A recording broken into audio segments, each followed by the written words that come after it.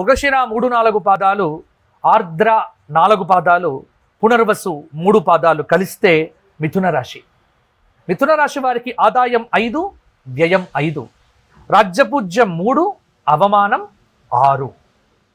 మిథున రాశి వారికి ఈ సంవత్సరం గ్రహబలాన్ని విచారించి చూడగా గురువు వృషభ రాశిలో 12వ స్థానంలో అశుభుడిగా ఉన్నాడు.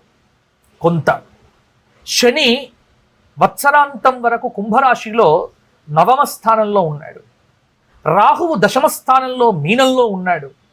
కేతువు కన్యారాశిలో 4థ స్థానంలో ఉన్నాడు. కాబట్టి గత సంవత్సరం కంటే ఈ సంవత్సరం కొద్దిగా పర్వాలేదు. అంటే పోయిన సంవత్సరం బాగుంది మిథున రాశి వారికి, ఈ సంవత్సరం అంత విశేషంగా ఉండకపోవచ్చు. అలాగని చింతించాల్సిన ఇబ్బంది లేదు. మిశ్రమ ఫలితాలైతే ఉంటాయి.